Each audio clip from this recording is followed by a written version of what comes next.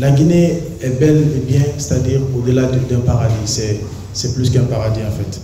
Ok? Il n'y a pas, comme on le dit Balezar, comment Bourama. Ok? Quelle que soit ta richesse, quelle que soit en fait ta grandeur, où que tu sois, si cela ne vient pas de chez toi, en fait en quelque sorte il y a quelque chose qui manque.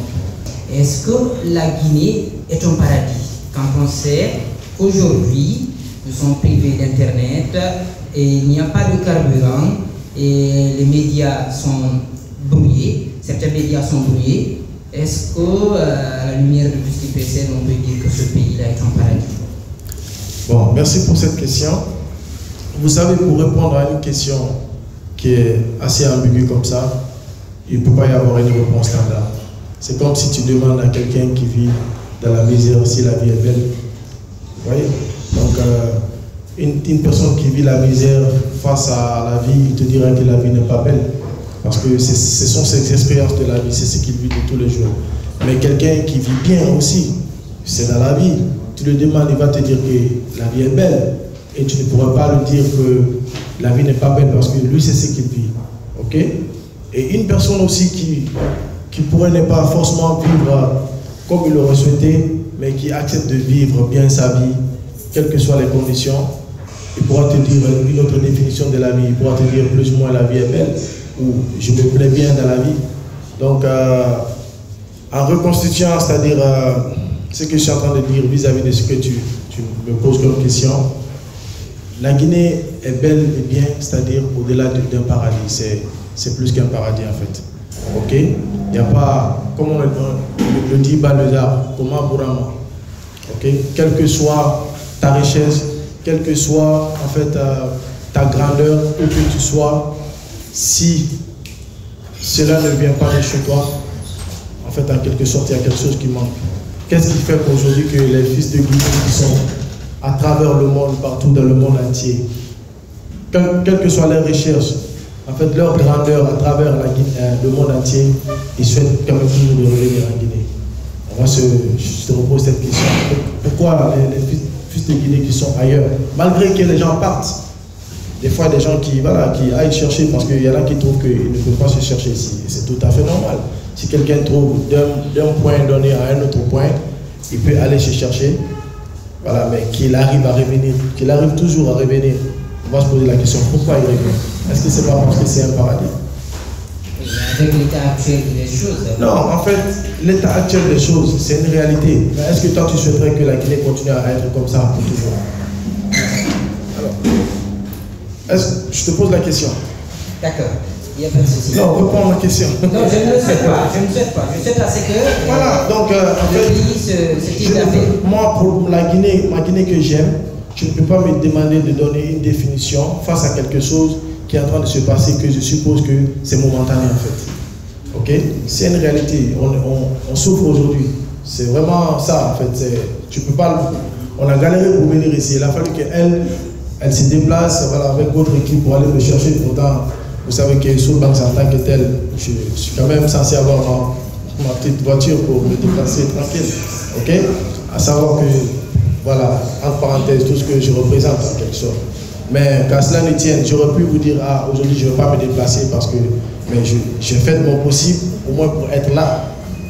Donc, je ne souhaiterais pas que toute ma vie, et d'ici même 2 ou 3 mois ou 6 mois ou une année après, que quand quelqu'un veut m'appeler pour aller dans une autre émission, que j'appelle les gens pour venir me prendre. C'est pas ma vie de tous les jours.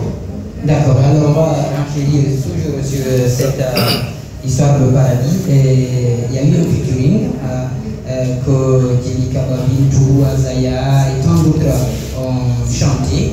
Voilà. Et toi, personnellement, toi et ta femme, vous n'avez pas participé à ce compil-là. Oui. Est-ce qu'on peut savoir le pourquoi? Ouais, on n'a pas eu à participer à cette chanson parce que c'est tombé à un moment où on était super occupés. C'est tombé à un moment où on était surchargé. Il faut savoir que aujourd'hui, ma femme et moi, c'est une Jenny assez sollicitée. Et à savoir qu'on a aussi des enfants à la maison. Donc, moi, je suis un papa à poule. Donc, je consacre assez de mon timing à mes enfants. Et au-delà de cela, il y a eu pas mal de choses, c'est-à-dire, des fois, ces moments qui arrivent où c'est une sorte de break. C'est comme si c'était un rédacteur en chef, on te dit de rédiger quelque chose et que ça trouve que voilà, ça arrive à tomber sur toi sur un moment où tu es vraiment bleu, tu n'arrives pas, donc il faut du temps, et si le projet est pressé, les gens sont censés partir. Mais qu'à cela ne tienne, c'était pas pour dire qu'on n'est pas d'avis, on n'est pas d'accord pour le projet, c'est un super beau projet, c'est une très belle chanson. Et pour amender beaucoup plus sur le sujet, la Guinée est un paradis. Ce que moi je vais te dire, les artistes en général que nous sommes, il y a beaucoup qui ont tendance à voir ou à comprendre, ou à croire que les artistes sont des prophètes. Ils font des prophéties. Le plus souvent, c'est pas cela. Les artistes que nous sommes, c'est-à-dire, ils font des vœux. Ils font des vœux face à une situation donnée, face à quelque chose, face à l'amour, face à la vie. Donc, ça se fait le plus souvent des vœux qu'ils font. D'un jour ou l'autre, ça arrive à tomber. Et puis, tu te dis, ah, l'artiste là, il avait dit ça, alors qu'il a souhaité cela. Donc, et c'est une chanson pour moi remplie de très belles paroles. Et voilà, que nous souhaitons à la Guinée. Donc, nous, on n'a pas participé, mais à notre façon, ma femme et moi, on s'est aussi précipité faire une autre chanson parce qu'il s'agit de la Guinée, il s'agit de magnifier la Guinée, il s'agit de redonner de l'espoir à la Guinée surtout. Ok, cher public, vous avez entendu les différentes réponses de notre invité. Et puisque vous êtes là pour le débat, vous aussi, c'est l'instant pour vous de participer. S'il y a quelqu'un dans la salle qui veut poser la question à M. Bangoura, ok. On commence par. Oui, bonsoir, c'est Mohamed Lamine de Reflet Guinée. Moi, ma question, c'est par rapport à cette comparaison qu'on fait souvent entre vous et Takana Zayo. Vous avez dû peut-être voir ces comparaisons sur les réseaux sociaux. Quelle est votre position par rapport à cette situation? Pour vous, quelle est la deuxième question? Qui est selon vous le meilleur rappeur et qui est le meilleur de la musique urbaine? Là déjà, moi, c'est une première pour moi. C'est-à-dire qu'une question comme ça tombe entre un tel artiste. Le plus souvent, ce que j'entends, c'est souvent comparé à ce couple. Donc, et sur ce sujet, j'ai eu à me prononcer dessus. Et voilà, mais vis-à-vis de mon frère, et moi je dirais mon grand frère Takana, parce que même si tu peux avoir, visiblement tel n'est pas le cas, tu peux avoir même âge que quelqu'un ou tu peux être plus âgé que lui, mais dans le milieu, si une personne a commencé à mettre les jalons avant toi, il faut le considérer comme un grand frère. Takana qui a sorti son premier album en 2007, alors que le mien qui est sorti en 2011. Il y a combien d'années? Et en fait, je pense que les Guinéens devraient beaucoup plus apprendre à connaître les artistes. Moi j'ai souvent sur le problème à cela, où je vois les gens comparer la musique de Soul Banks à telle musique, à telle musique, à telle musique. Moi je ne suis pas reggae man. Takana, il est reggae man. Et du point de vue musical, tu ne peux pas comparer ces deux-là. Vous voyez ce que je veux dire? Takana, c'est un super artiste. Et Soul Banks aussi, également, c'est un super artiste. Moi, je pense que et Takana et Soul Banks que je suis, et nous sommes deux artistes ici qui, plus ou moins, sont arrivés, c'est-à-dire à imposer quelque chose que la plupart des gens voilà, ont suivi.